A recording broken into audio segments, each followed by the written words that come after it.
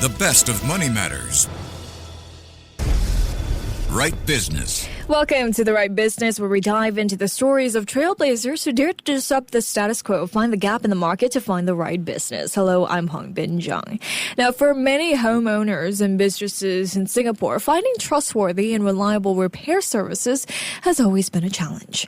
There is a lack of consistent, high-quality service providers who can meet customer expectations while delivering professional, hassle-free experiences. Now, this is where Repair.sg comes in. Founded by Zames Chew at just 16, Repair.sg goes beyond being just another online platform that connects customers with contractors. Instead, it operates as a full-service provider, offering handyman, plumbing, electrical, and aircon services, all delivered by its own in-house team.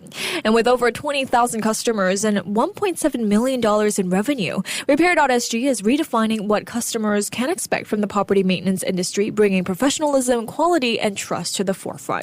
And to share more about how Repair.sg is transforming the industry, joining us today is Zames Chew, who's the co-founder and CEO of Repair.sg. Hi, James. Welcome to the show. Thank you for having me on, Hongbin. Thank you so much for joining us. James, founding a company at just 16 years old, what was the inspiration behind this company, Repair.sg? I mean, what gap in the market did you see at the age of 16 to found this company? Well, okay, so it kind of started a bit different in the sense that my brother and I, we started this together, and we've always been really interested in fixing things on our own. Okay. So solving problems with our hands, playing with Legos, things along those lines. And so naturally, whenever our parents had anything to do around the house, for example, like servicing the air cons, fixing a leaky faucet, something like that, we'd always be very interested in like what was going on. And our interest and desire to, I guess, speak with, communicate with all of these service providers and also ask our parents about the whole process made us kind of realize that they always had trouble finding these good service providers. And also a lot of them, there were a few cases where they met some dishonest ones, and we were like, well, we enjoy doing this. And at that time, I just finished my O-levels, had some time on my hands. So I was like, why not try do something here? What was your parents' response when you said, I'm going to build a company at 16? Well, they said, okay, go ahead. I think they took it as if I was just kind of like joking around or like I just wanted to do it for fun. I don't think they expected me to keep doing it almost 10 years later. But yeah, that was kind of how they reacted. Amazing. So tell us how exactly your model works and how is it different from, the typical service marketplace that we usually see? Of course. So when we think of service providers nowadays, we think of two categories. So the very, very traditional, like the uncle that comes to your house, and then there's the high-tech marketplaces like Urban Company, Helpling, and such. So we're different in the sense that we are not a tech company. We are very much so a traditional business. However, we use technology to enable the kind of experiences that you kind of won't get with the traditional business. But also, we have our own people so that we can also control the end-to-end experience from not just how you book us, the technology behind it, and also just how the service is delivered. So you're saying that you have, your own people. Are there any challenges or did you face any early challenges when you were building this team for yourself? For sure. So I started quite young. I think a lot younger than I expected myself to start something. And it was hard because I wasn't a technical wizard at the start. I had to learn from people. And it was hard to learn from people that I hired because, well, I was a kid. Right. And sure, I did make enough money to have a business that could hire some people, but still, it's hard to get people to listen when I wanted things a certain way. I think there is also some, of course, naivety on my side. But of course, it was a challenge, but we found the right people eventually, and all then eventually became fine. So how did you build this trust and reliance on you, given that you started this at a very young age at just 16? Well, so the trust and reliance is a difficult thing. Well, we definitely took the time to find the right people, but also my brother and I, we took a lot of time to really make sure that we could do a lot of things ourselves. So everything that our business does nowadays, we can all do it ourselves when we have to. And we think that's very important because we believe in having a business that leads by example rather than just, I guess, broadly having some broad strokes and just saying, you guys go handle it. We're not like that. Amazing. All right. Let's also focus on your offerings here. You offer plumbing, electrical, aircon servicing, handyman work, and more. Can you elaborate on what goes on through each service? What's the process if someone needs to opt for a specific service? Okay, so when you describe all these services, it sounds kind of complex. But to simplify, essentially, if you're a homeowner, you would call us if you want to keep your air cons cool, make sure the lights that are blinking are replaced, the leaky faucet is fixed, or maybe hang up some paintings that you bought. So it's as simple as that. And booking us is also simple. It's very much similar to a traditional business in the sense that you could call us, you can send us a WhatsApp message, we'll then get back to you. We have a team of people that just exclusively works on making sure every customer is responded to, is communicated with professionally. And it's as simple as that. There's nothing complex behind it. So your services also cover both residential and corporate clients.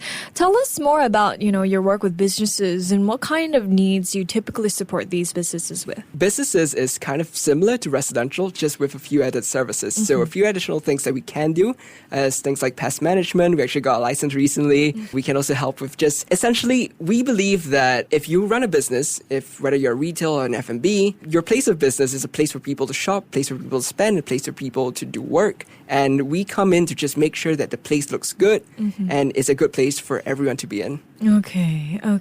And it seems like you heavily emphasize quality by giving longer warranties and paying workers above market rates. Could you talk us through how that focus on quality impacts both their customer experience and internal team culture?